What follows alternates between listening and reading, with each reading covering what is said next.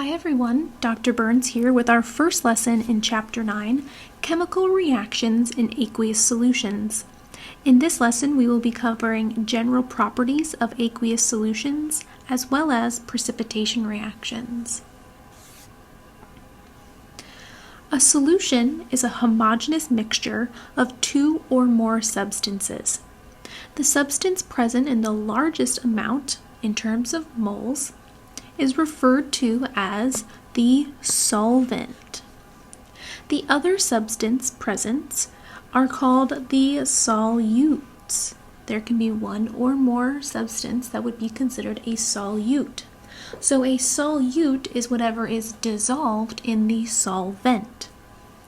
A substance that dissolves in a particular solvent is said to be soluble in that solvent. So we'll see this word a lot, soluble. Unless otherwise noted for this chapter, solution will refer specifically to an aqueous solution.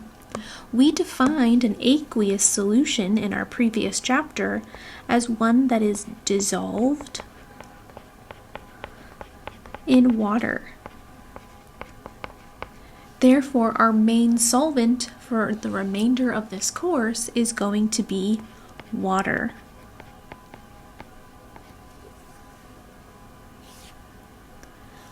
Water is a good solvent for ionic compounds because it is a polar molecule. As we've learned in the past, oxygen is more electronegative than the hydrogens on water, so the electrons are being pulled towards the oxygen, creating a side of more partial negative on the oxygen side of water and areas of partial positive on the hydrogen side of the water. When ions are in solution with water, we tend to see that water crowds around those specific ions based off of its charge. So here we have a positive and a negative ion. Okay, this was a solid that's being dissolved in water in this image. Okay, the positive ions, the cations, are being surrounded by water. And since the cation is in the middle, it has a positive charge, so the negative sides of the water molecules are attracted to it. On the other hand, we have the negative ion, so the anion, okay, that's in yellow, and we can see that the waters that are surrounding it are oriented in a way where the positive hydrogens are facing that anion because those hydrogens have a partial positive on them. So let's do some review for intermolecular forces and how they relate to solutions. If in a container there are water molecules and lead ions and nitrate ions floating around, what is the strongest type of intermolecular force between the solvent and the solute? So we said the solvent is the H2O. Water is going to be our solvent from here on. And our solute is going to be the lead ions and the nitrate ions. So, what is the strongest intermolecular force between these ions and the water?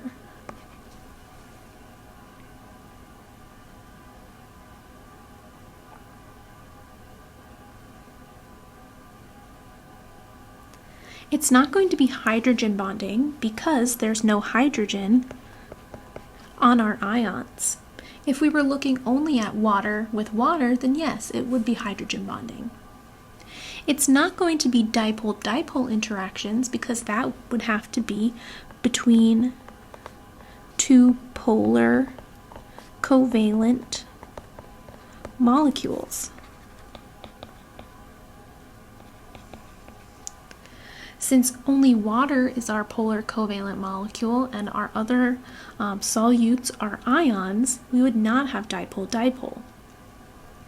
Dispersion is always an option. Everything has dispersion. However, the question asked for the strongest type of intermolecular force, so it would not be dispersion. As we see, we have charges. We know that a intermolecular force that has to do with charge attraction is going to be stronger than dispersion.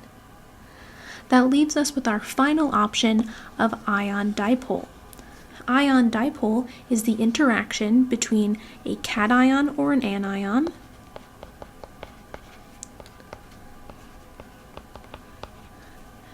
and a polar covalent molecule.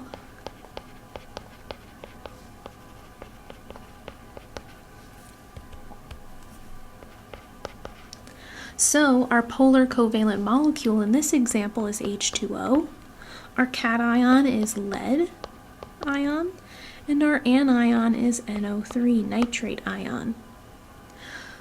Okay,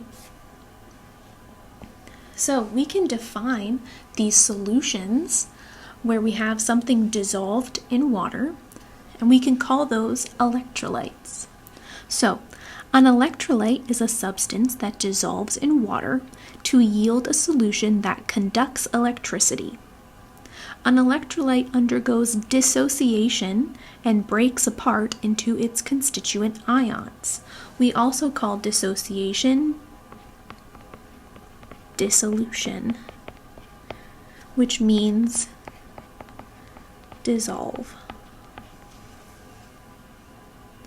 Ionization is when a molecular compound, so covalent, when a molecular compound, which we know as covalent, forms ions when it dissolves. And we'll talk more about those here in this lesson. So we can define electrolytes even further. So a non-electrolyte is a substance that dissolves in water to yield a solution, but does not conduct electricity. So the example I have here is sucrose, a form of sugar.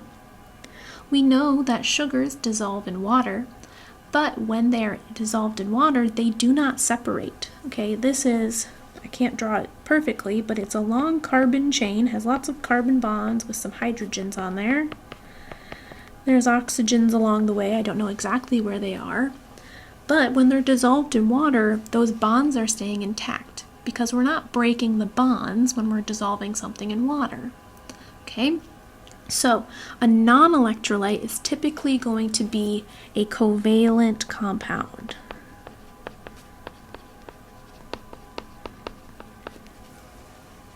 So they remain intact upon dissolving. A good example of this is drink mixes.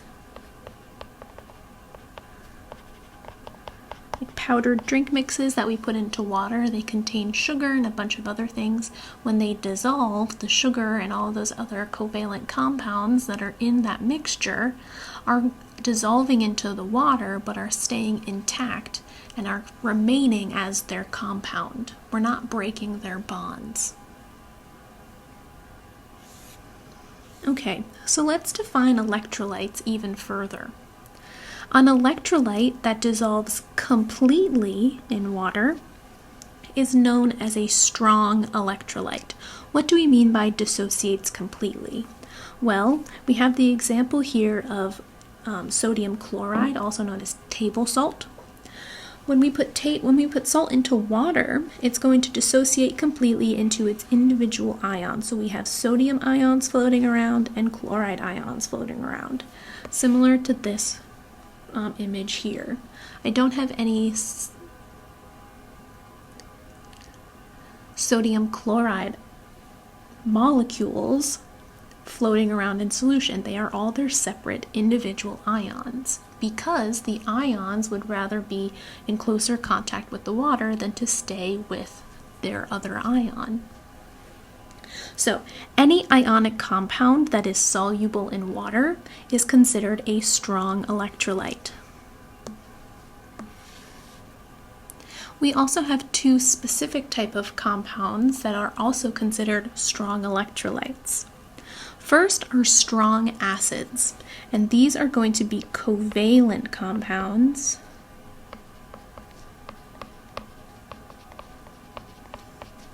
that ionize in water. Ionize meaning they become ions. So HCl, hydrochloric acid, HCl, it will dissociate into H plus and Cl minus ions. Now we know that HCl is a covalent compound. We form a bond between the hydrogen and the chlorine. However, when it reacts with water, when it's dissolved in water, it breaks apart into those ions. We create ions, so it ionizes into H plus and Cl minus. A specific example of water-soluble ionic compounds is our next type of strong electrolytes, and those are going to be our strong bases. So we see here a strong base is NaOH, sodium hydroxide. Hydroxide is one of our polyatomic ions, which we know form ionic compounds. So, strong bases follow the same rule as water-soluble ionic compounds. All of our strong bases are going to be ionic compounds that are soluble in water. And these again break apart into their individual ions when they go into solution. I want to talk a little bit further about these strong acids since they are a special type of strong electrolytes that don't follow the ionic compound notation that we've talked about. So there are 7 strong acids that we need to memorize. We need to know their names and their formulas. So the 7 strong acids that we need to memorize are hydrochloric acid, HCl, hydrobromic acid, HBr, hydroiodic acid, HI. So those first 3 originate from halogens. Okay, so if we remember our halogens, as long as you remember that fluorine is not one of those, then the remainder becomes strong acids. Our last 4 come from forms of our polyatomic ions. So we have nitric acid, HNO3, NO3 being nitrate, chloric acid, HClO3, coming from the chlorate ion, perchloric acid, coming from the perchlorate ion, which we can see differs in the same way as our polyatomic ions, ClO3 versus ClO4. And finally, we have sulfuric acid coming from our polyatomic ion, sulfate. And you can see from their formulas that the hydrogens are present in a way that balances out their charges, right? So Cl, Br, and I all have 1 minus ions, so we only need 1 hydrogen. The same goes for 3 of our 4 polyatomic ions. Okay, they all have 1 minus charges, so they only need 1 hydrogen. And sulfuric acid actually can have 2 hydrogens that are associated with it, which we'll talk about more in our next lesson. And as I said for bases, all of our strong bases will be considered ionic compounds due to the hydroxide ion combination with specifically group 1 or group 2 metal cations. Okay, so we're looking at the alkali and alkaline earth metals for creating those strong bases.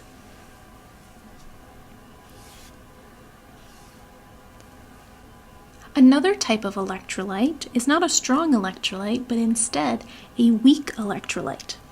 And a weak electrolyte is a compound that exists that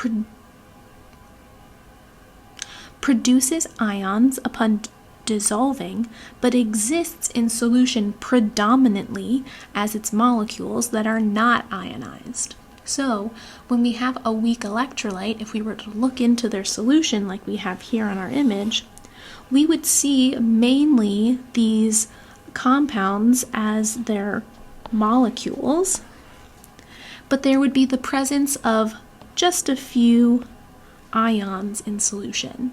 So they partially dissociate in water.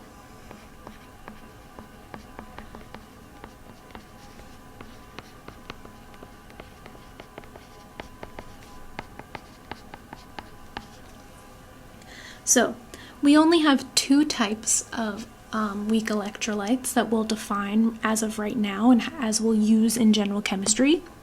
And those are going to be our weak acids and our weak bases. Now, we're only going to see mainly weak acids when we're talking about weak electrolytes, only because weak bases are a little bit harder to identify at this point. So if we see a hydrogen out in front of a compound, that means it's an acid. Okay, that's the hydrogen that's going to react with water to create a hydrogen ion. So if we see a hydrogen out in front, we would know it's an acid. We could also be given the name, like in this case, this is acetic acid. So we know from the name as well that it's an acid. If it is not one of those 7 strong acids, then it's a weak acid. So there are more weak acids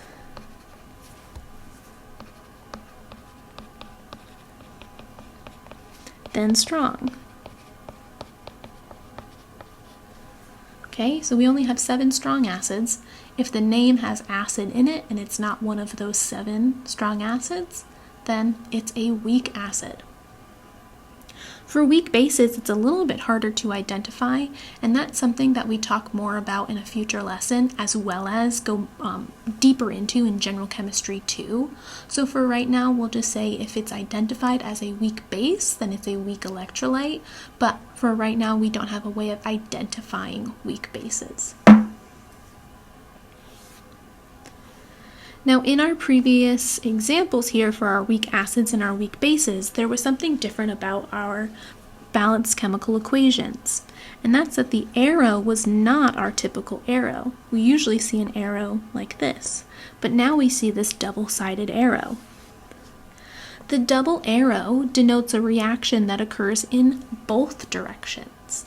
So when we learned about balancing chemical equations, we said that we could have the forward direction and the reverse direction. Okay, when we see a double arrow, it means that the reaction can either go in the forward direction or the reverse direction, and that can usually happen at the same time. So we have a special term for when the forward and the reverse directions are happening at the same rate or at the same time, and that is called a dynamic chemical equilibrium.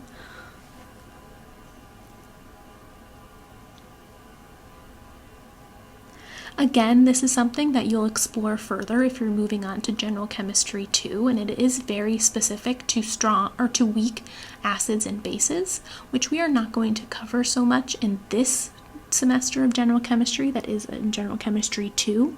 So we just need to know that this double arrow may show up, and it just means that we are at an equilibrium where the forward and reverse reactions are happening at the same time. Okay, so we have a little flow chart here that can help us decide if something is a strong, weak, or non-electrolyte. So we start at the top. If the compound is ionic, it is automatically a strong electrolyte because there's a high likelihood that it could dissolve in water. If it dissolves in water, it is present in its ions automatically because of the ion dipole intermolecular force, so it is a strong electrolyte. If the compound is molecular or covalent, we can identify it either as a base, an acid, or neither. And as I said, if we were concerning ourselves with a base, it would be told to us specifically in that problem. But if it was a base that was not ionic based, okay, it's not an ion, but it's molecular, then it would be a weak electrolyte. If it's an acid, then we have to consider the 7 strong acids from our table. If it's one of the 7 strong acids, then it's considered a strong electrolyte. If it's not one of the 7 strong acids, then it would be a weak acid. Therefore, it's a weak electrolyte. And remember, if the acid is not strong, if it's not one of the strong acids, then it is a weak acid. There is no other definition for acids as we have defined them right now. So we either have a strong acid or a weak acid.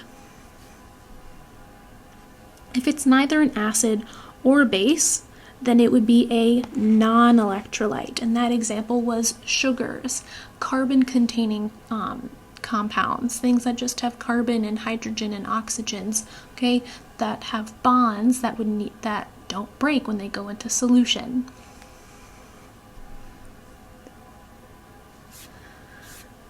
So let's practice looking at a few of these examples. These diagrams show aqueous solutions of 3 different compounds, AB, AC, and AD. Arrange them in order of increasing electrolyte strength.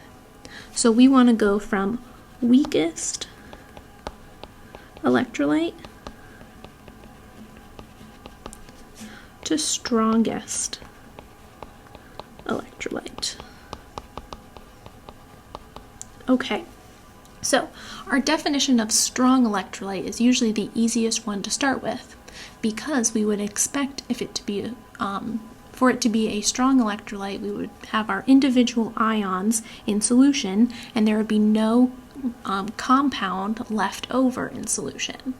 So, of these 3 beakers here, which one has only their ions present with no bound molecules in the solution?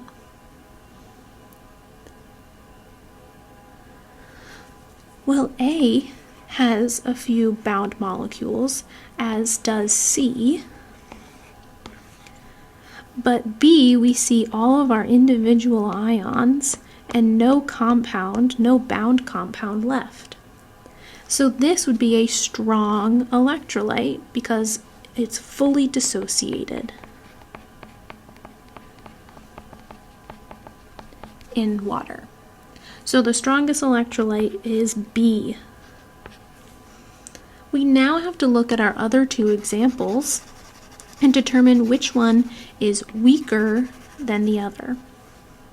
So, if we look at A has 2 molecules and 1, 2, 3, 4, 5, 6 ions present in solution.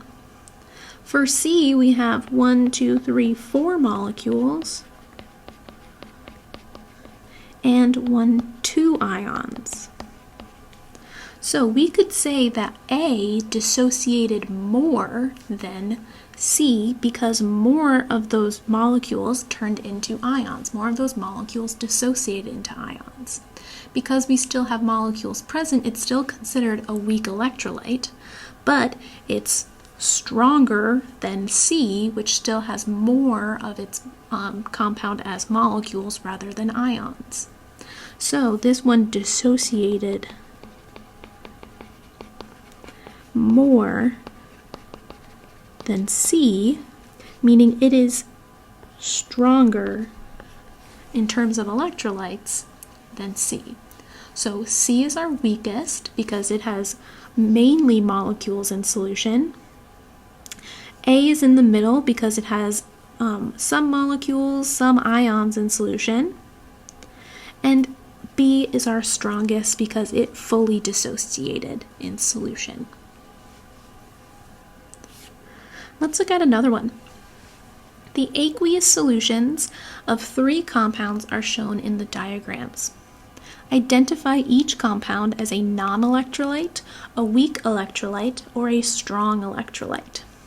So non-electrolytes remain as their compound. Weak electrolytes, we see partial dissociation. And strong electrolytes, we see full dissociation.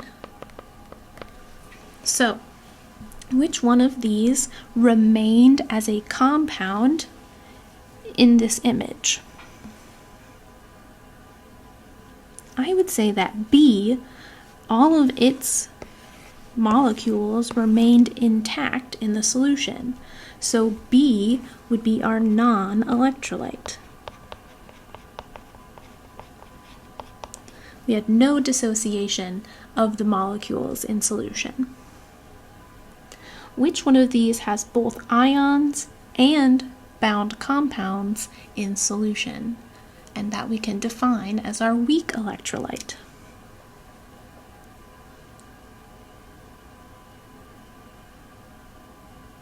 Well, our only two options are A and C.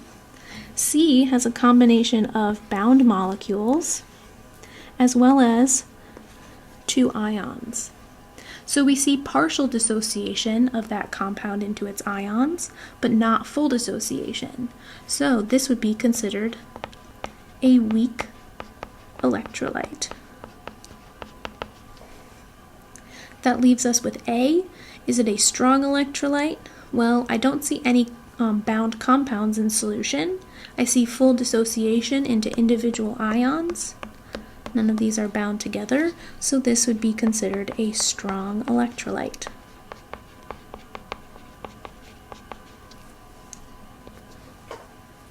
Okay, now let's try it with compounds, chemical compounds. So in order to answer these questions, we have to remember back to, what was it, chapter 5? Yeah, when we were talking about ionic and covalent compounds, how we write their formulas, how we name them, our polyatomic ions. We have to remember back to that time so that we can determine if these are ionic compounds or molecular. Are they one of the acids that we just learned? These are all the questions that we have to ask. So let's start with the first one. We have potassium chloride, KCl. If we look at our periodic tables, potassium is a metal and chlorine is a nonmetal, meaning this is an ionic compound. And we know that ionic compounds are always going to be considered strong electrolytes. Okay. Next up, we have HNO3. Well, we may have just learned this, but HNO3 is nitric acid. And that's one of our 7 strong acids. So if it's a strong acid, it is a strong electrolyte.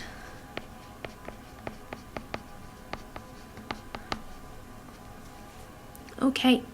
Now what I want you to do is pause your own video and solve the last 2 on your own. Determine if they are a strong, weak, or non-electrolyte.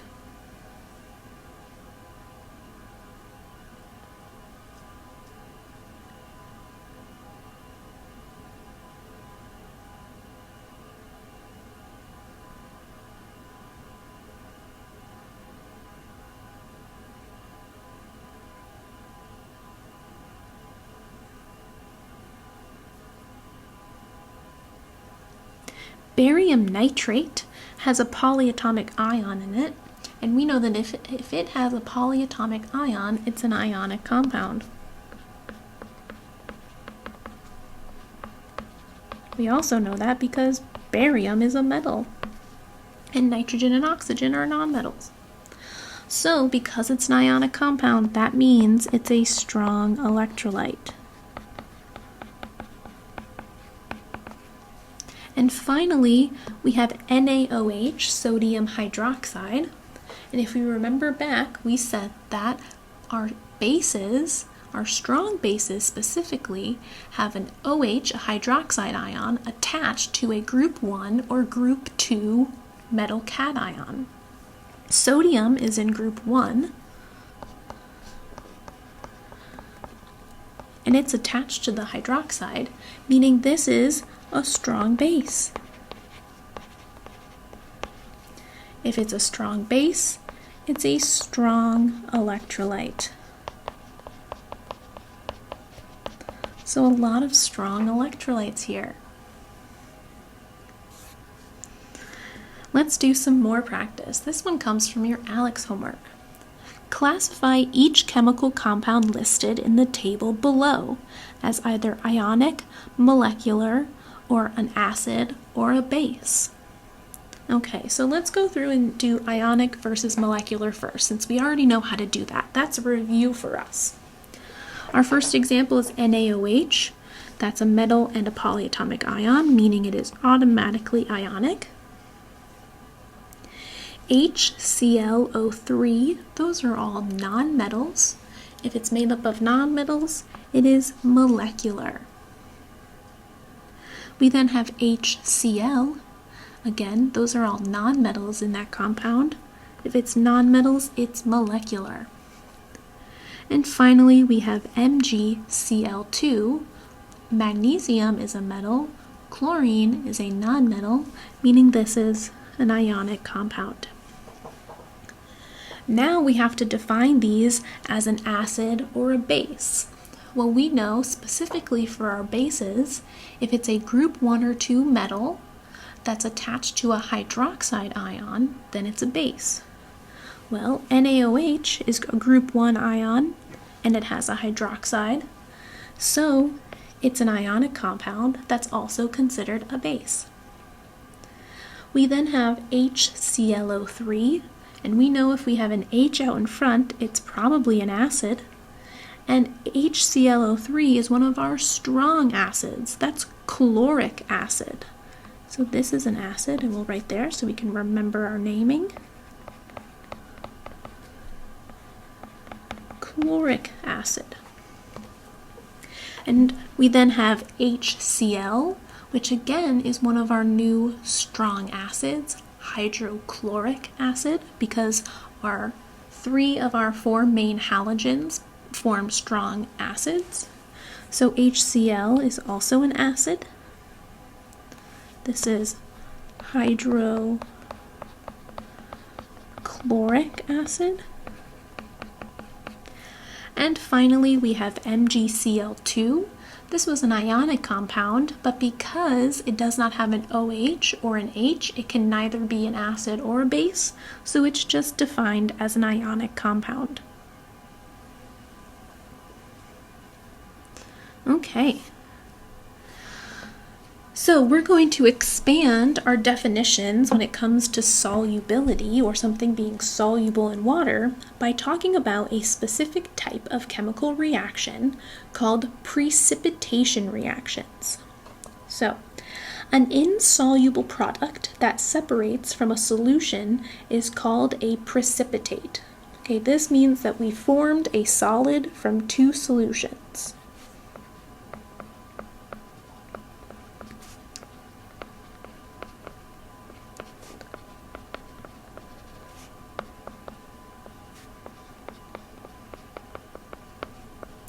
So we can see here in our example, we have 2 beakers. One is filled with sodium iodide, where we have sodium ions and iodide ions present. The other solution is lead 2 nitrate, where we have lead ions and nitrate ions floating around. When we mix them together, all of a sudden we see this yellow solid forming. Okay, we can see here kind of from this image that it's not a solution, it's changing into a solid. Okay, it's turning into a yellow solid. That yellow solid is called a precipitate.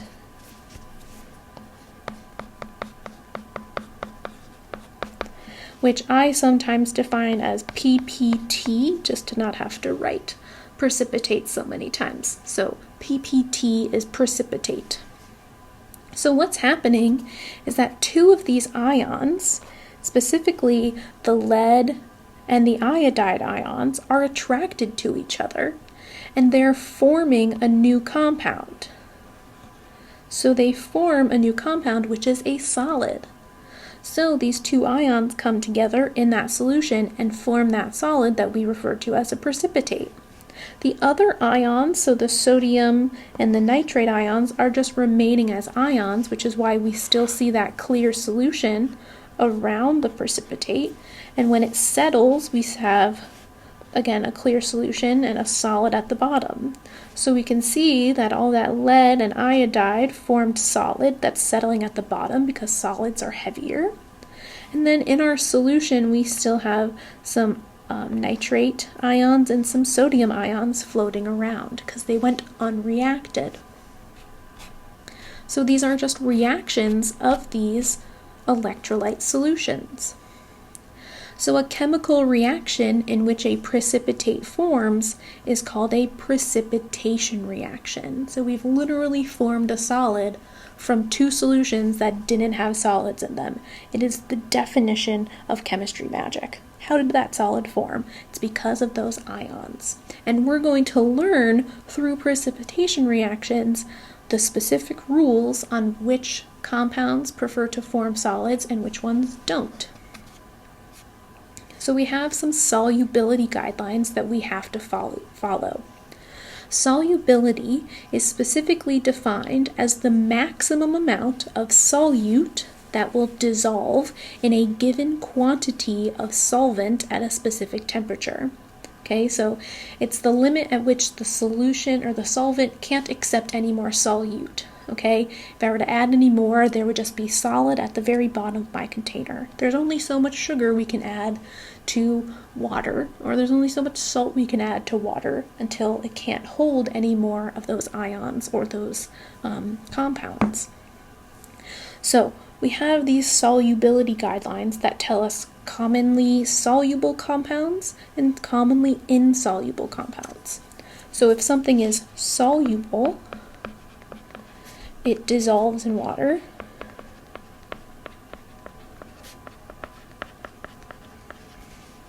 If something is insoluble, it does not dissolve in water. Or we can say that it forms a solid. So like we saw in our previous example, it would form a solid or a precipitate, a PPT, when in solution. So the guidelines that I have here on my slide, as well as in your lecture note pack, these come directly from the data tab in ALEKS. Because what I want you to do is start getting used to using this specific chart, because that's what you're going to have available to you on your homework and, more importantly, on your exams. So we want to make sure we're using this chart specifically so that we fully understand how to utilize it when we're using this to practice and to take exams. So what we see here in this chart, I'll look at the first one first. We have commonly water-soluble components. So compounds in group 1 are typically soluble in water. The ammonium ion is typically soluble in water. Nitrate, acetate, chlorate, perchlorate, bromide, chloride, iodide, sulfates. These are all components of a compound that are typically water soluble. These are ions that are typically water soluble. They dissolve in water. Now next to this we have an insoluble exceptions column. So while the compounds on this side of the table are typically soluble in water, if they're paired up with something on this side of the table, then it would be considered insoluble. It would form a solid. It would form a precipitate in solution. So let's look at the first one. So everything that has none, that is what it is for those compounds. Group 1 is always going to be soluble. Ammonium, always going to be soluble. Nitrate, acetate, chlorate, perchlorate, they're always going to be soluble in water. There are no exceptions to those rules. It does not matter what other ion it is attached to, it will always be soluble. Our first exception is with bromide. So bromide is typically water soluble. But if that ion is paired up with any of these three ions, okay, so we get, if it's AgBr, we could have AHG2Br2 or PbBr2.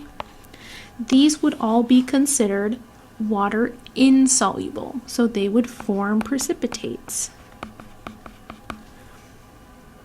The same can be said about chlorides. When they are bound or in a compound with these specific cations, they would form precipitates. Those are exceptions to our typical rules.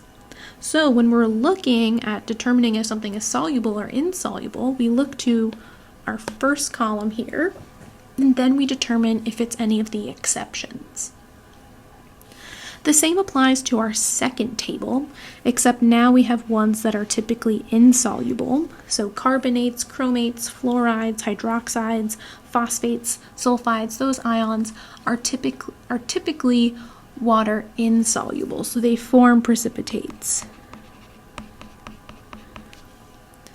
There are exceptions to those rules if they are paired up with anything in the exceptions column. So that would make them soluble if they're paired up there. Okay, so using this chart really just comes with practice and figuring out where you are in the specific chart and figuring out how to use the exceptions versus if it's an exception or not. Okay, so let's look at a few examples. So we have PbCl2. Well, if we look to our leftmost columns first, we're looking for either Cl or Pb. We specifically see chloride. So we say, okay, chloride is typically soluble, so we go with chloride first. But that chloride is paired with a lead, so we have to see if lead is one of those exceptions. So the exceptions for chlorides are silver, mercury, and lead. So because we have chloride with lead, this is going to be insoluble because of this exception right here. So chlorides are typically soluble unless it's paired with a silver, a mercury, or a lead, because now we're in the insoluble column. Okay, let's keep going. We first have ammonium phosphate. So we have ammonium here. We also have phosphate down here.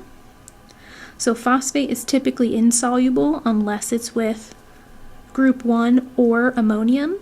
And ammonium is always soluble. It has no exceptions. So because ammonium kind of wins out in that way, it doesn't have any exceptions, this will always be soluble. So I don't have any exceptions, so I just go straight up to the soluble answer. Okay. Next up, I'll change my color for these last few. We have iron 3 hydroxide. Well, we have hydroxide down here. I'd just like to point out that a lot of these, a lot of the left column are the anions, and the exceptions come with the cations, so just look at the anions first. So we have our OH there. Okay, OH is typically insoluble unless it is with a group 1 cation, NH4, Ba, Ca, or Sr. Well, we're with iron, which is a transition metal, so it has no exceptions for transition metals, so the exceptions don't matter. We stick with our typical rule of saying it is insoluble. Last, we have magnesium bromide. So we go to our bromide anion, and bromide is typically soluble in water. It only has 3 exceptions, and that's silver, mercury, and lead. Since magnesium is neither one of those exceptions, this is going to be soluble in water. Okay, so reading these tables does take a little bit of practice to figure out what the exceptions mean and if it's an exception or not. Alex does provide another version of this table, but it is incomplete. So you'll see another chart that Alex has that has a bunch of columns that say like yes and no and stuff like that, and they have anions on the top and cations going down the side. This is another version of a solubility table.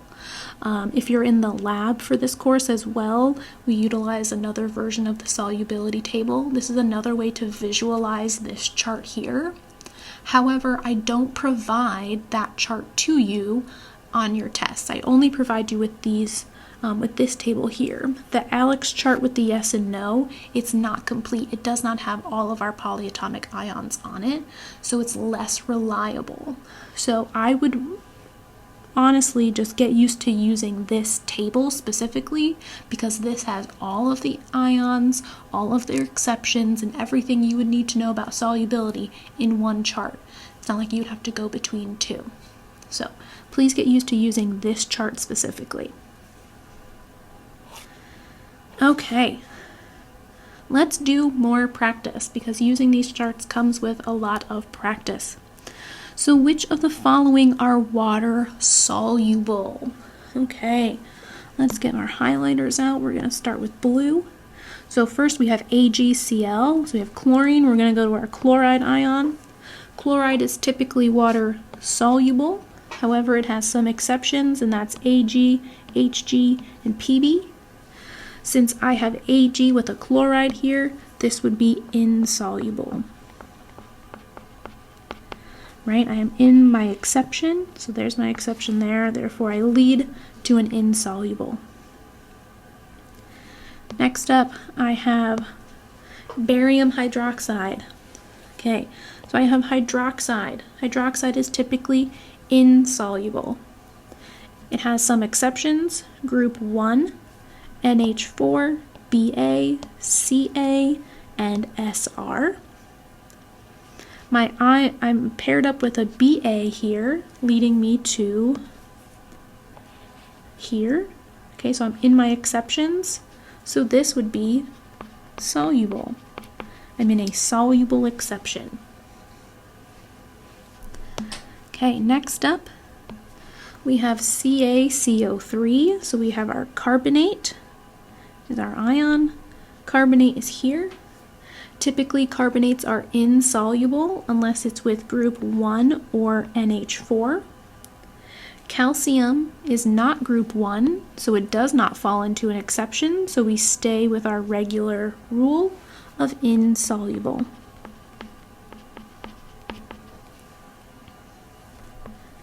Next up, we have barium sulfate. Sulfate is our anion. Sulfate is our anion, which is here. It's typically soluble. The only exceptions for that are going to be Ag, Ca, Hg, Br, Sr, and Ba. I have Ba in my compound, so I'm in my exceptions. So this would be an insoluble exception. And finally, we have nitrate, NO3. Nitrates are always soluble, and we have no exceptions. So regardless of what the cation is, this one is going to be soluble. Okay, so the only ones that are water soluble are B and E. Okay, so I want you to try these ones. This one, we're specifically looking for water insoluble. So which one of these are water insoluble? So practice using your chart. You have one in your lecture notes, and I also have one here, so feel free to pause the video, look at your own chart, or look at this one, and practice using it, because you're gonna want to practice utilizing this table so that you are prepared for your homework, and more specifically, for your exams.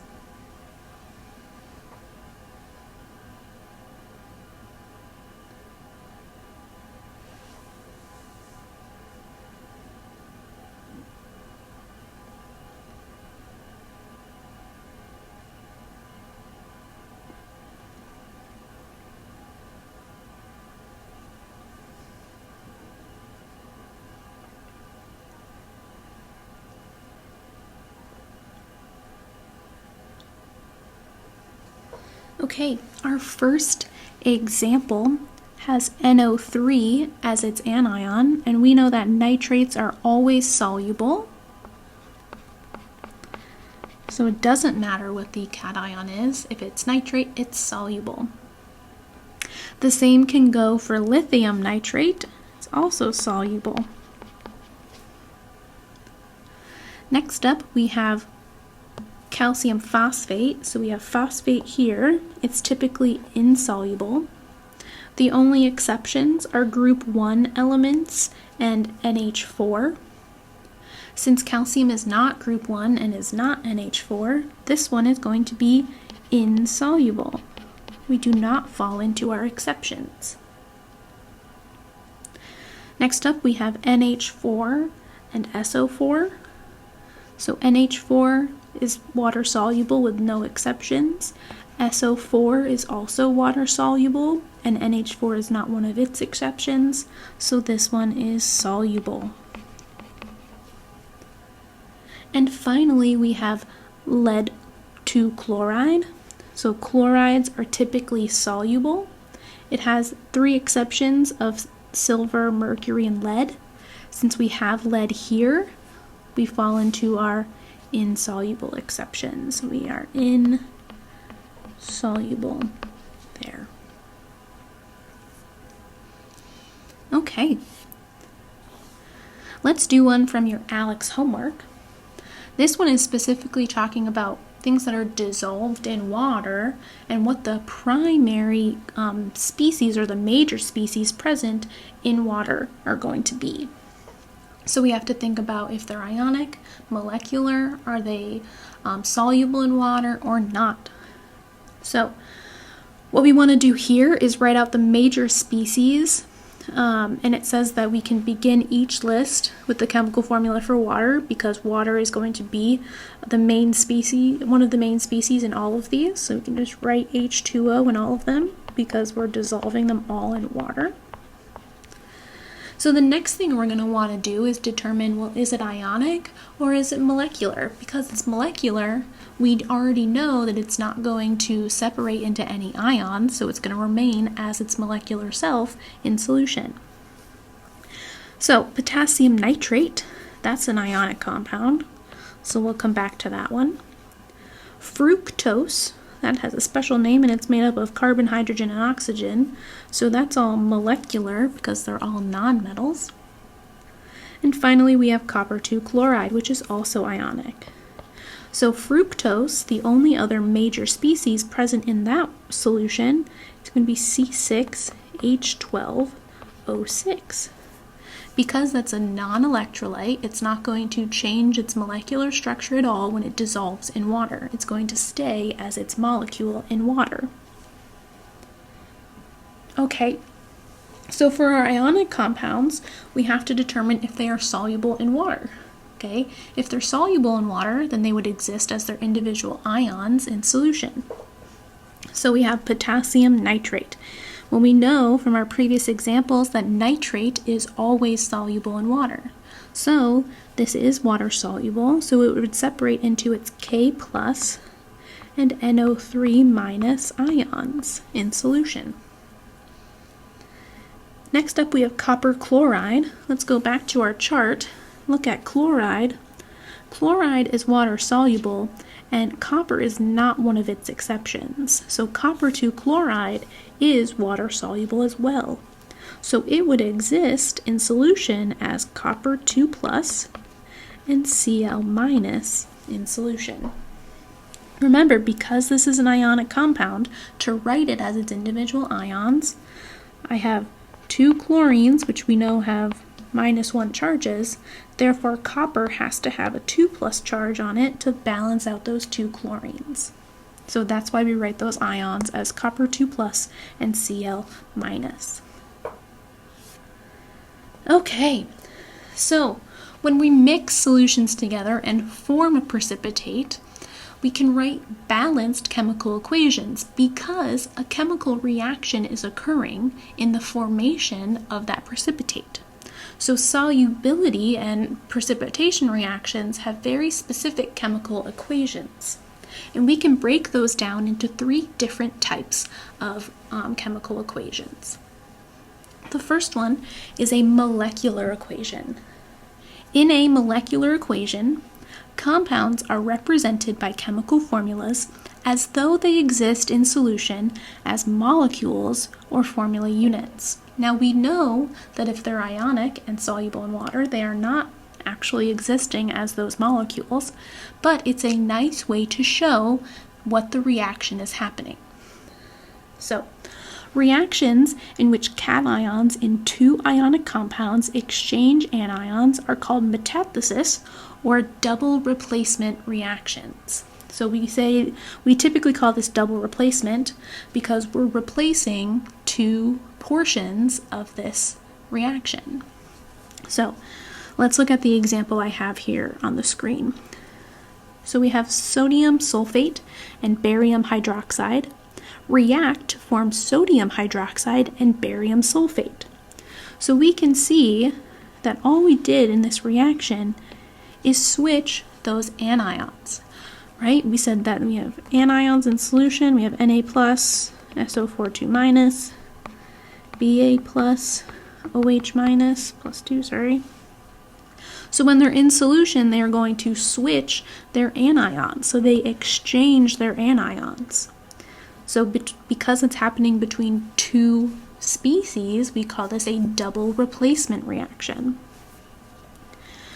So our new equation, I have this written wrong, this should be OH minus, there we go. Our new equation is now sodium with hydroxide, and barium with sulfate, BaSO4. Okay, and you can see that we've written their formulas to account for their charges correctly. We're using our typical rules for writing ionic compounds. Okay, so all we did was switch our anions. Now, because these are ionic compounds, we're never going to have sodium going with barium because those are two cations that are attracted to each other. That's not going to happen. And we're also not going to have the sulfate attracted to the hydroxide because they're both anions. So that will also not happen. So we are able to predict the products of this reaction simply by switching those anions. Now I'll make a note that we have to remember that the charges on ions in a compound must sum to 0.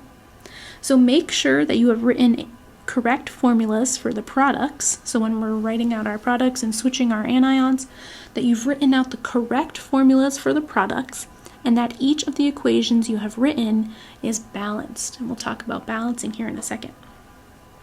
If you find that you're having trouble balancing an equation, check to make sure that you have correct formulas for the products. And we'll walk through a few examples to show what we mean by that. So, we have some steps for writing our molecular equations. And I have a specific example here. It's the reaction between aqueous lead 2 nitrate and sodium iodide. So what we want to do first is write the formulas for the reactants. And we don't want to forget their states. So we know that these are going to be aqueous. So we're going to have an AQ because they are dissolved in water. So we have lead 2 nitrate. So we have lead 2, Pb2 plus, and nitrate, NO3 minus. So in order to form a compound, we have Pb and O3 2. Okay, so I had to balance out my charges appropriately. If you don't remember our specific rules for ionic compounds and our polyatomic ions, please go back and review chapter 5. And this has an AQ as its state. We add to that as a reactant sodium, Na plus, and iodide, I minus, to create the formula NaI with aqueous. Our next step is to write the formulas for the products by trading our anions. So we have Pb NO3 2 aqueous reacting with NaI aqueous. And now what we're going to do is swap out our anions. So I now have lead with iodide, so we have to look at our charges for that. So Pb2 plus and I minus would become PbI2, and then we get sodium with nitrate, so we get NaNO3.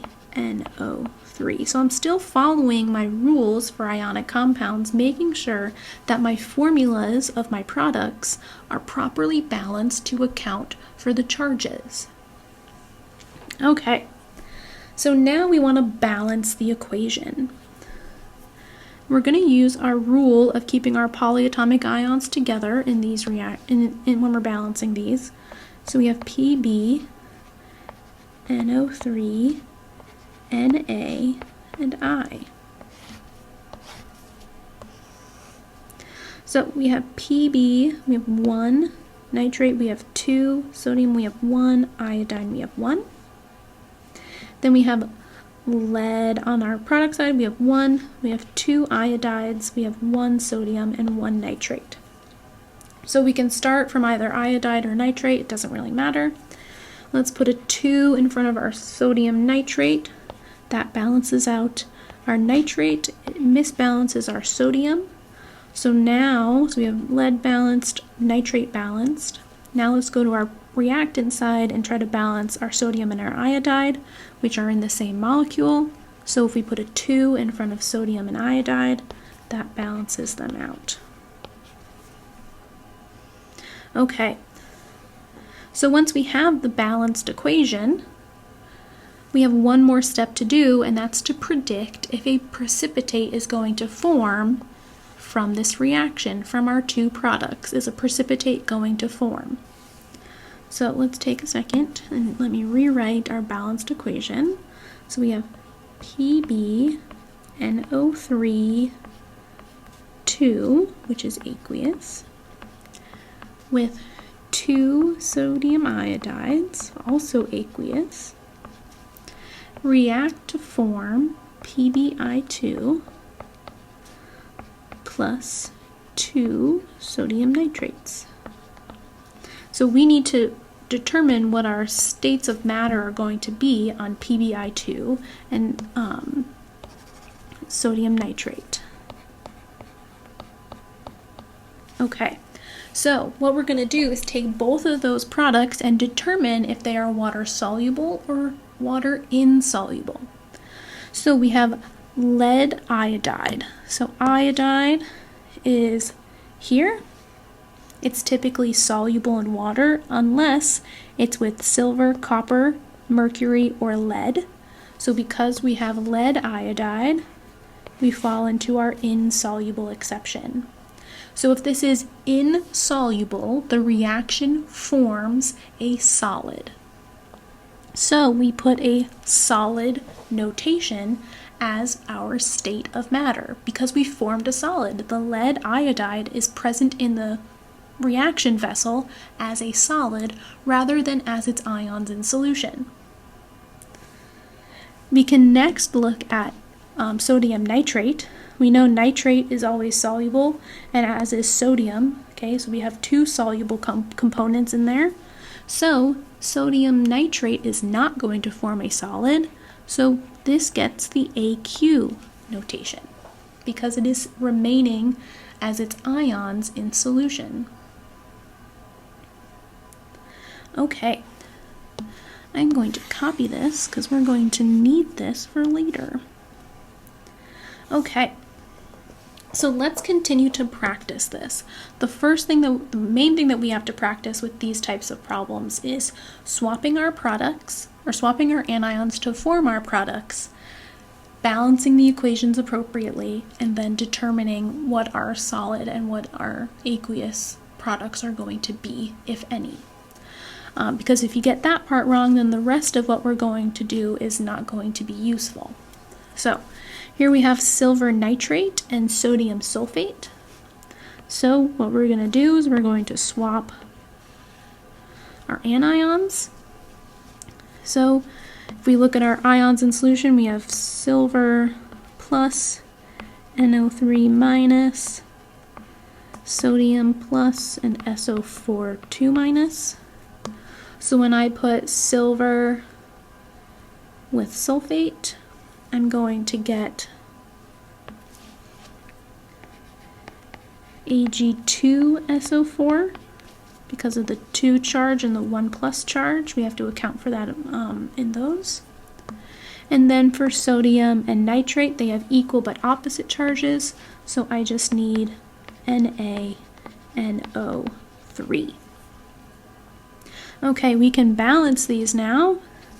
We have Ag, NO3, Na2, Na, and SO4. So I'm keeping my polyatomic ions together. Silver, I have 1 and 2. Nitrate, I have 1 and 1. Sodium, I have 2 and 1. And sulfate, I have 1 and 1. So let's try to balance our silver. Let's put a 2 out in front there. So 2 silver nitrate. That changes this to 2 and the nitrate to 2. We can now try to balance our sodium and our nitrate by adding a 2 out in front on our product side. So we have 2 of those. If you're still getting hung up on the balancing of chemical equations, I strongly encourage you to go back to Chapter 8 and review balancing chemical equations, do the practice that we have on our lecture slides, as well as go back to our online simulation to practice balancing equations. Okay, so there's our balanced equation. The last thing we have to do is determine what is soluble and what is insoluble. So let's look back at our chart. We have silver sulfate. So let's see.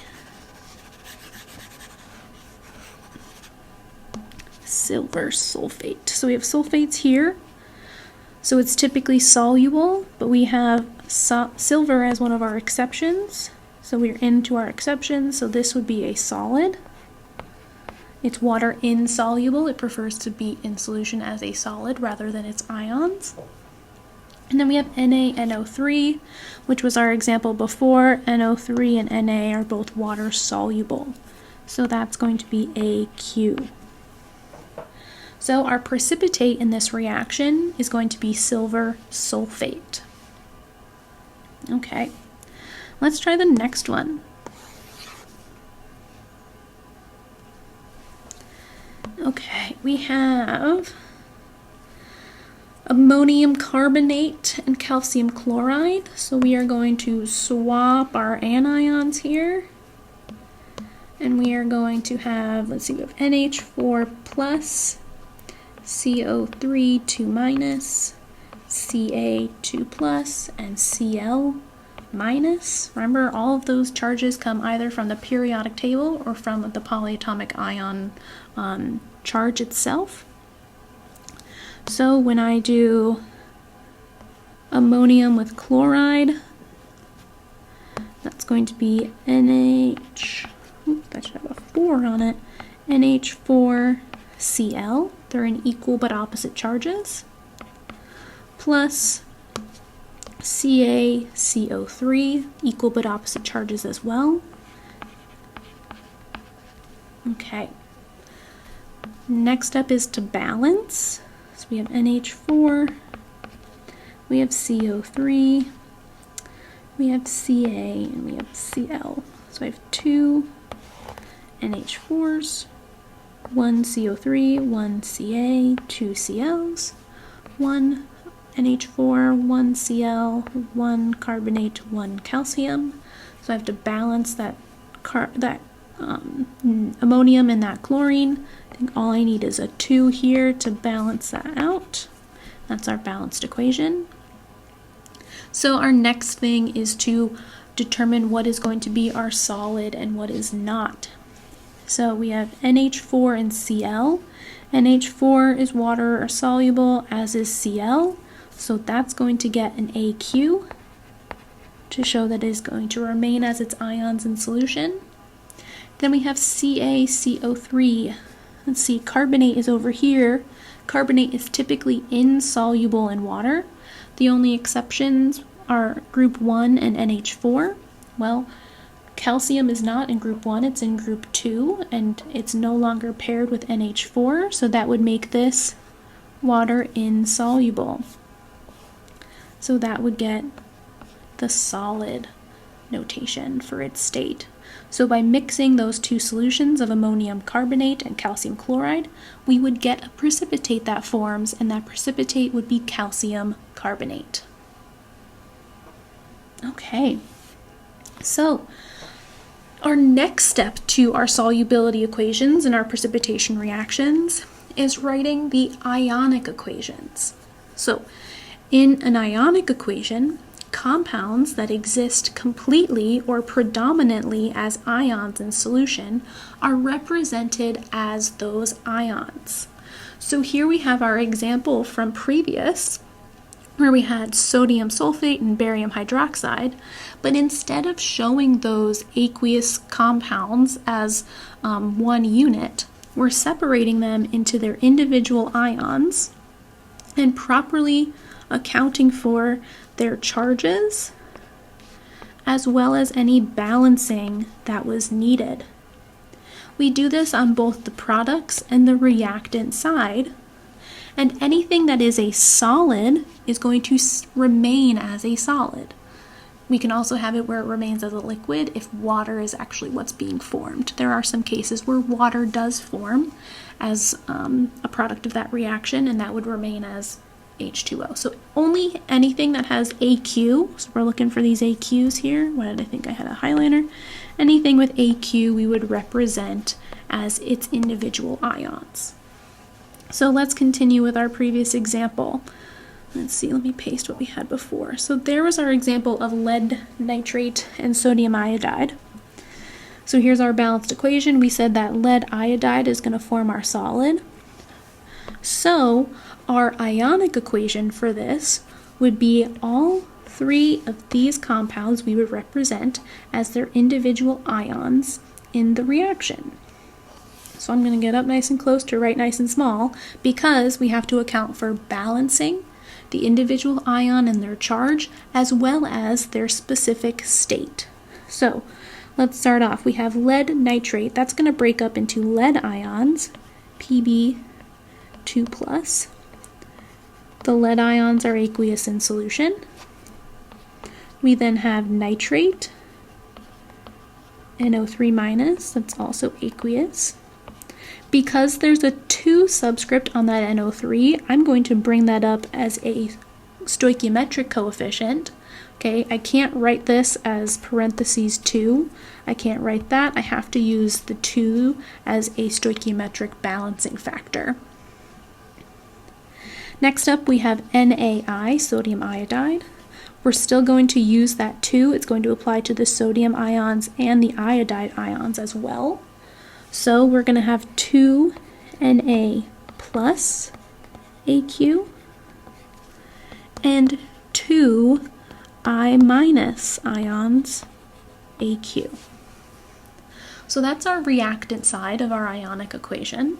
I've shown each ion as its ion, each compound as its individual ions, all with their charges, all with stoichiometric balancing factors that come from our previously balanced equation, and all with their aqueous states on them as well.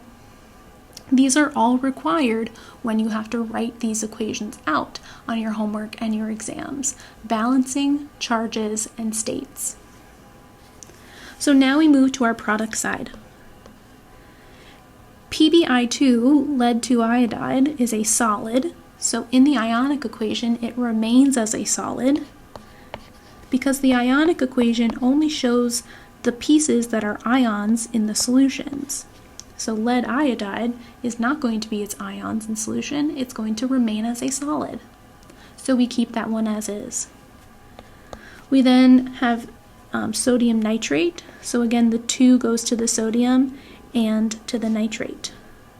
So you have 2 Na plus AQ plus 2 NO3 minus AQ.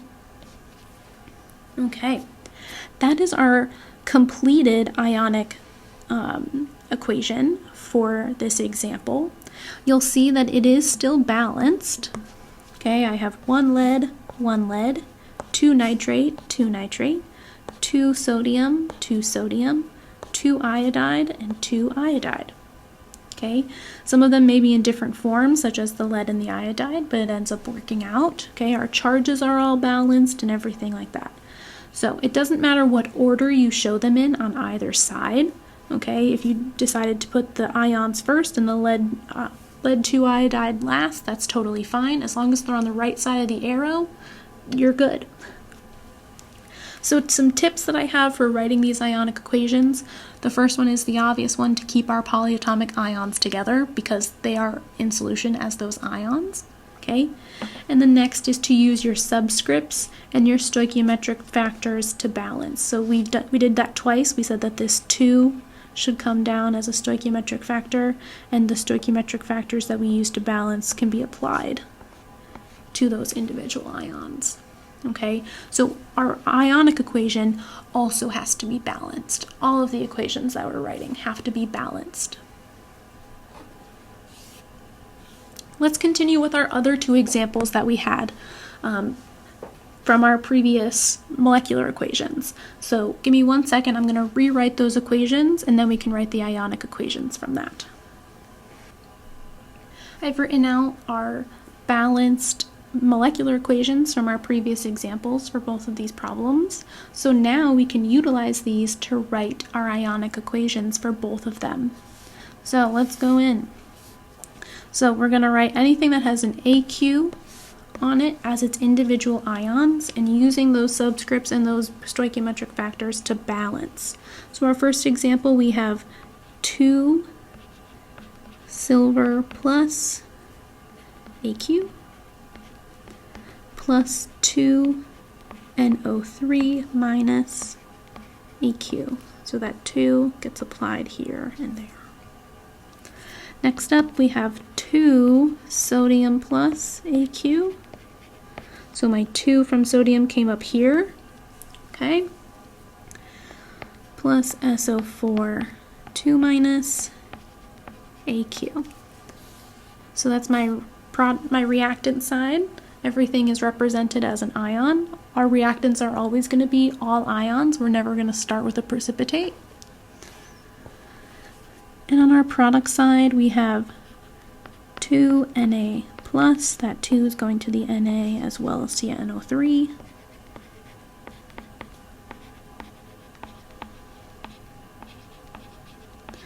And I think I ran out of room, but luckily it's just for my solid. So silver sulfate stays as a solid in the ionic equation, so we just keep it as Ag2SO4 solid. So even though we're writing things as their individual ions, we have to remember that we're still forming a solid, so you still need to show the solid in your ionic compound. Okay. Now what I want you to do is try writing the ionic equation for our last example here. Okay? Everything with an AQ should be written as its ions. If it's a solid, it stays together. So take a second, pause your video, and write out the ionic equation for this last example.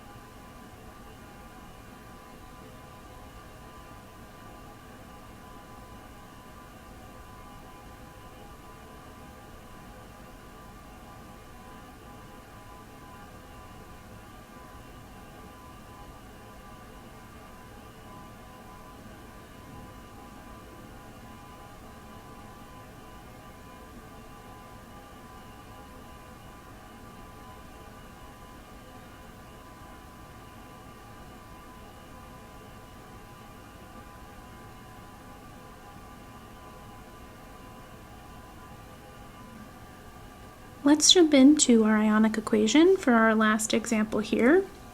We start off with our 2 aqueous reactants. We have NH4 plus AQ, and it needs a 2 out in front to balance it out.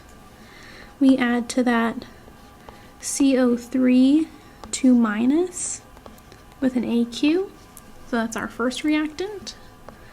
We then have Ca2 plus with an aqueous and 2Cl minus with an aqueous.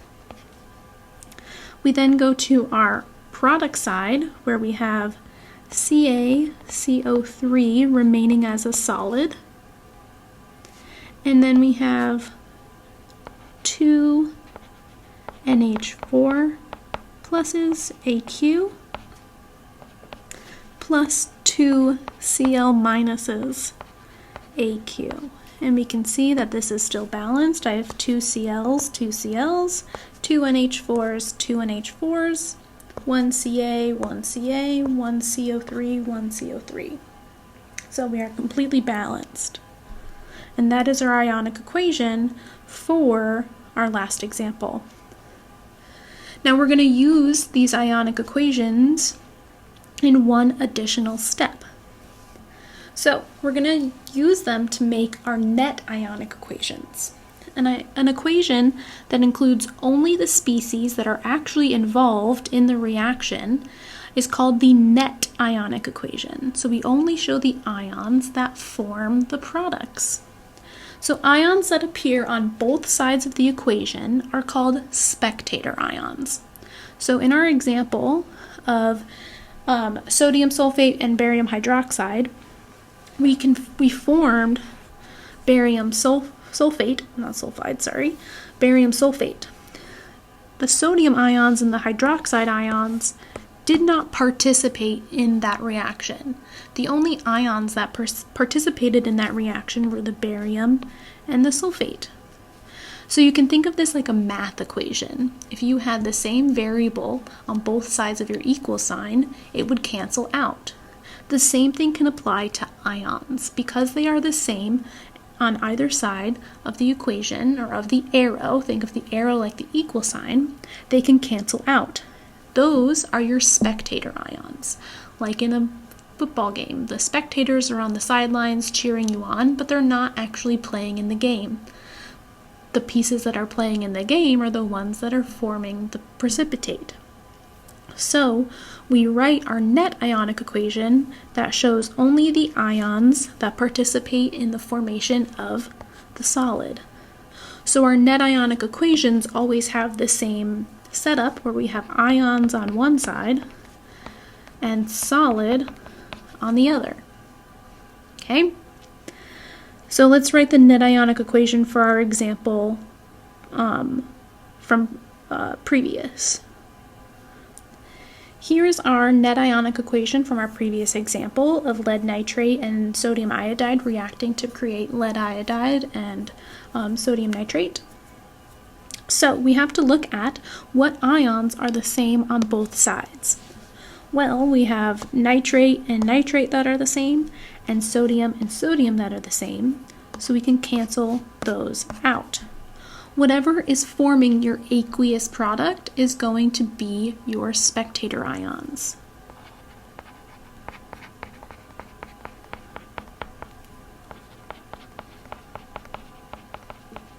Okay? Because the other product is going to be your solid. So our net ionic equation for this, I'm going to write it in a different color, is going to be lead 2 plus ions that are originally aqueous react with 2 iodide ions that are aqueous and create the solid lead 2 iodide. So our other product was sodium nitrate, and those became our spectator ions. So here is our net ionic equation for this reaction. So essentially what we've been doing is breaking down the equation further and further from these 3 different steps in order to isolate the specific ions that are creating the precipitate in these precipitation reactions. Let's continue on with our previous examples as well, and let's take our ionic equations from these and write out our net ionic equations. Here are the ionic equations that we did previously. So what we want to do is determine what our spectator ions are and cancel those out, and then isolate the ions that are forming our solid.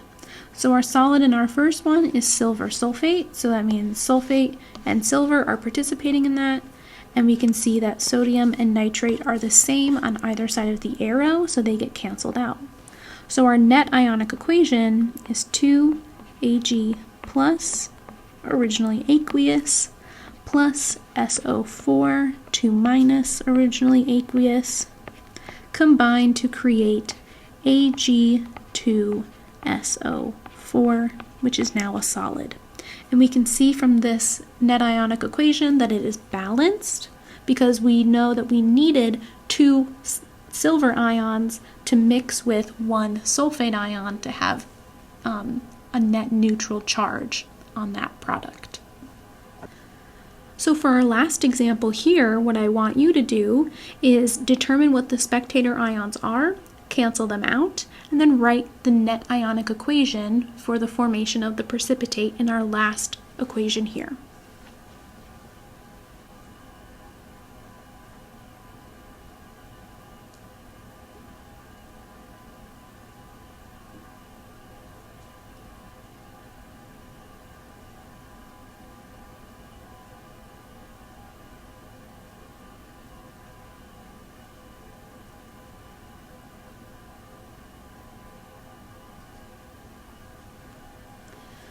We can see from our molecular equation that our aqueous product, NH4Cl, those are going to be our spectator ions because our aqueous product are the spectator ions. We see that here as NaNO3 as well. So we can cancel out the NH4 and the Cl's on both sides. And what we're left with are the ions that are participating in the reaction. So we have CO3, 2 minus, aqueous, plus Ca2 plus, aqueous, going to CaCO3 solid. Now the typical thing is to have the cation first. So typically we would have the cation first, and then the anion. I personally don't care, but sometimes Alex is a little picky about that, so just watch out for that when you're writing out your net ionic equation. They may have specifics on what order they want. I personally don't care because it shows the same thing. So let's just review overall what these precipitation reactions are having us do. We have to write out 3 different equations. We have to write out the molecular, the ionic, and the net ionic equations. So the first thing we have to do is write and balance the molecular equation, predicting the products by assuming that the cations trade anions. So that's our double replacement.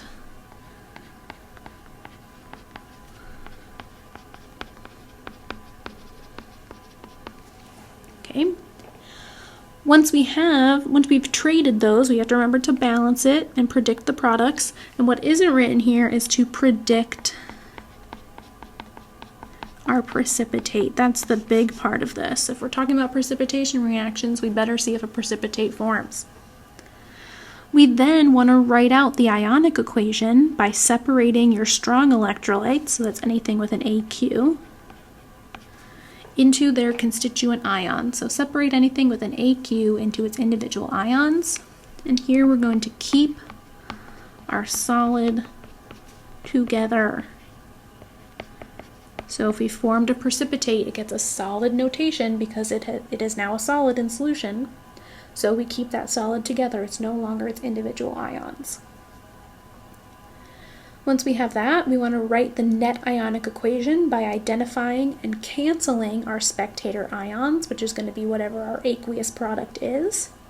And we're going to cancel them out on both sides. And what we'll be left with is the net ionic equation, which shows the individual ions that participated in the reaction and the formation of the precipitate.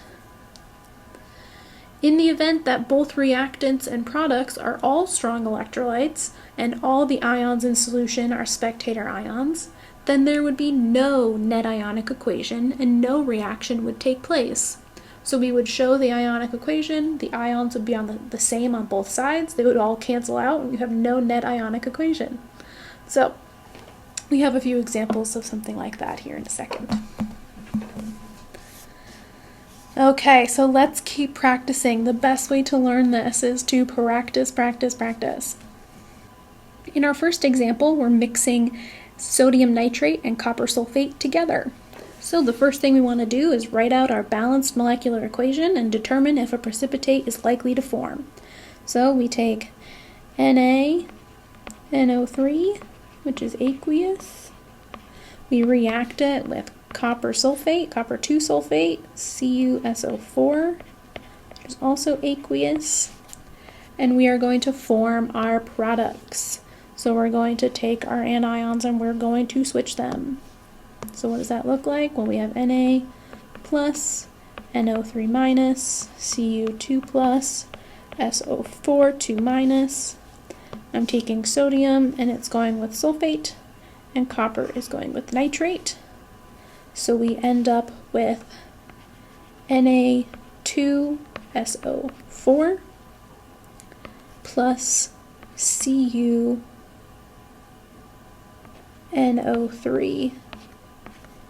2. So I've rewritten those equations to account for their charge balance, right? Because sulfate has a 2 minus and sodium has a 1 plus, copper has a 2 plus, and nitrate has a 1 minus, which I didn't write there. Okay, now we want to balance this. I think all I need is a 2 out in front of my sodium nitrate to balance out the 2's on this side. So we are balanced there. And then our next steps are to utilize our chart to determine if a precipitate is going to form. So take a second, go back to your chart in your lecture guide, and determine which one of these is going to form a precipitate.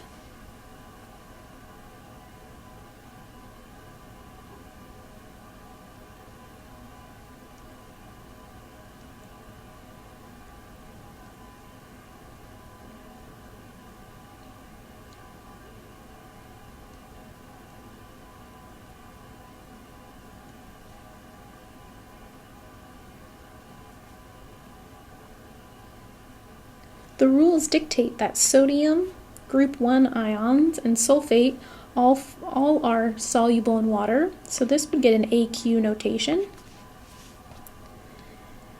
And then we have copper nitrate. Well, nitrate we know is always going to be soluble in water. That's one of the ones that we got to keep in our brains.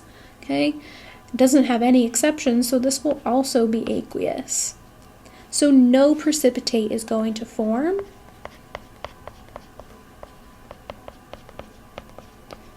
This means that all ions are spectators. So they would both cancel out on both sides. They would all cancel out on both sides. So all ions are spectators, no precipitate is going to form. There was overall no reaction between these solutions. So nothing happened.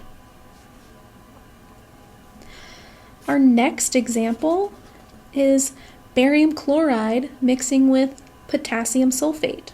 So pause your video and try this one on your own. Start to become independent on your own of working through these problems, creating or predicting your products, determining what's going to be a precipitate, and writing out those individual equations.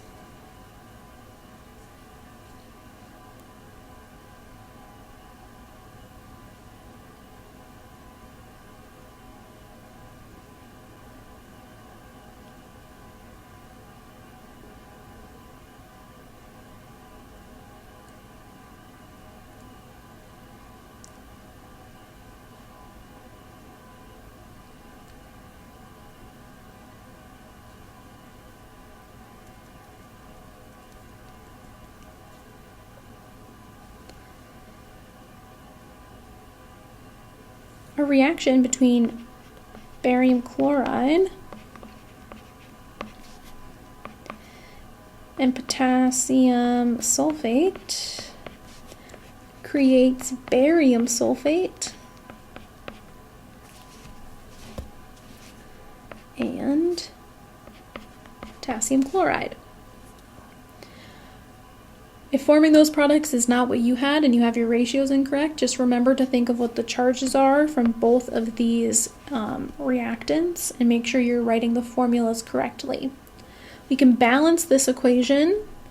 We have 2 there, and I think that's all we need to balance our potassium and our chloride. So now we can reference our chart to see which one was going to form a precipitate. Chlorides are going to be mainly water soluble. The only exceptions are a few metals, silver, mercury, and lead. So this one is going to be aqueous. And barium sulfate. Sulfate is going to be generally soluble in water, but one of the exceptions is barium. So barium sulfate is going to be our precipitate.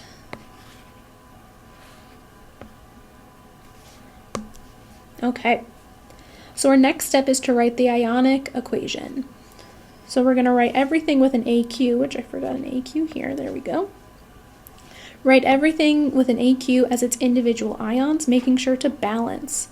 So here we're going to have barium 2+, aqueous, plus 2Cl- aqueous, plus 2 potassium pluses aqueous, plus a sulfate 2- aqueous.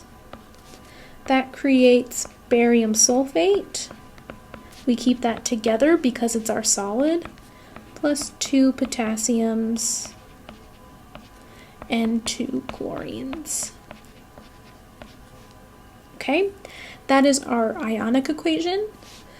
Our aqueous product is KCl, meaning that K and Cl are going to be our spectator ions, so they cancel out, and our net ionic equation is Ba2+ AQ plus SO4 2- AQ creates BaSO4 solid, and that is our net ionic equation.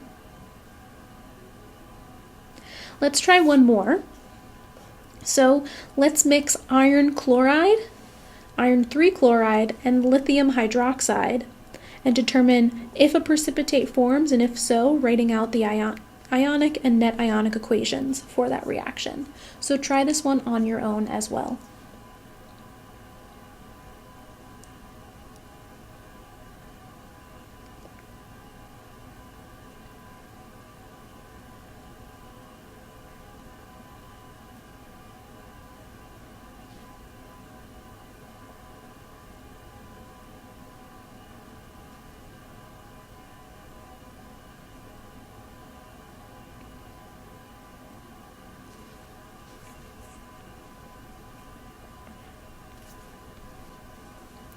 Here is our balanced molecular equation, and we do have a precipitate that forms, and that's iron 3 hydroxide.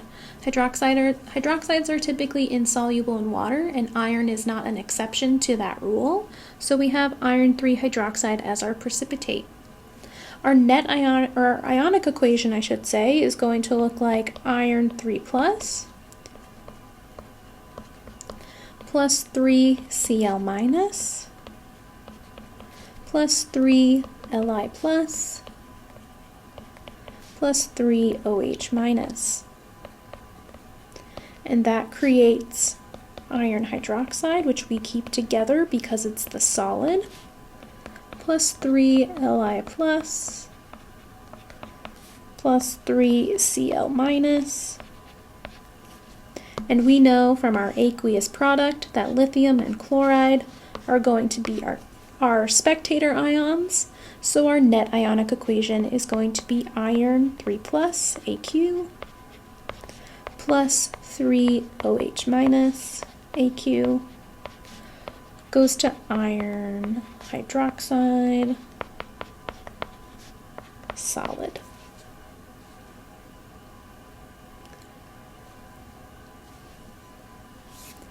Our next example comes from our ALEKS homework. We want to complete the table by deciding whether a precipitate is going to form between our aqueous solutions A and B. If a precipitate will form, enter its empirical formula into the last column. So what we're going to do is take our two solutions and we're going to swap their anions. We don't need to worry about balancing them because a balanced equation doesn't tell us if a precipitate is going to form. We just need to know what the product is and compare it to our chart in order to tell us. So we're going to swap our anions and compare it to our chart to determine if a precipitate will form. So we have copper 2 nitrate, so that's CuNO3 2, reacting with ammonium sulfide, NH4, but sulfide has a 2- charge, so that would be 2, and sulfide is just sulfur, sulfide. So those are our reactants. We're going to swap our anions, and we're going to be left with NH4, NO3, and CuS. Copper has a 2+ charge, sulfur has a 2- charge, so they balance each other out. Okay.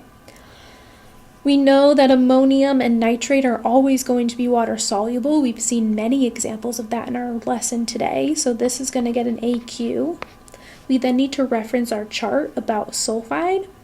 Sulfide is typically water soluble, but copper is one of those exceptions to the rule. So this will form a precipitate. So for this one, does a precipitate form? Yes. And what is that formula? CuS. And make sure you're putting in the empirical formula, which is the simplest form. Okay, our next one is ammonium nitrate, NH4NO3, plus potassium hydroxide, KOH, and we form KNO3 and NH4OH. NO3 and group 1 ions are going to be aqueous always. Hydroxides are typically water insoluble, but because it's with an ammonium, it is also an aqueous solution. So the ammonium kind of wins out there. So will a precipitate form? No. If you say no, then you don't even need to write anything in the empirical formula side. You just leave it blank. Our last example is going to be zinc sulfate. Zinc has a charge of 2+, sulfate has a charge of 2-, so we have ZnSO4 plus iron 2 iodide, so we have FeI2, and that is going to create zinc iodide plus iron sulfate. And we can see from our chart that neither of these are going to form a precipitate. Sulfates are typically water soluble, as are iodides. They only have a few exceptions, and iron and zinc are not one of those. So this will not have a precipitate. So again, you would not write anything for the formula there.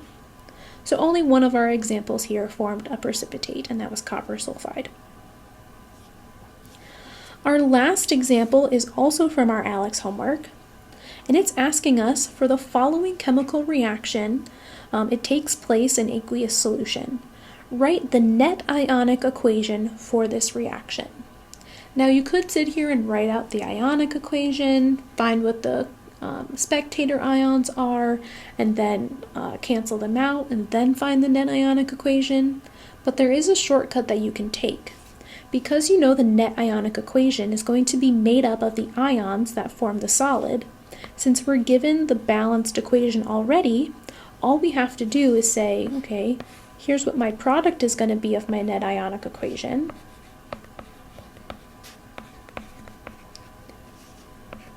What ions came together to form that? Well, we needed a CO3 2-, and it was aqueous. That came from here. Okay, I only need one of those. And then I need a silver, but I need 2 of them because of the 2 here and because of the 2 here. So we have 2 Ag pluses. So for these problems, when you see them, you don't have to go the whole route of writing the ionic and the net ionic equation. If we're just looking for the net ionic equation, you're given the balanced reaction, just identify what the solid is and what ions would be needed to make it up, and just make sure you are balanced properly. So that ends our first lesson on aqueous solutions, reactions in aqueous solutions, and precipitation reactions. Our next lesson will cover 2 additional types of reactions that happen in aqueous solutions.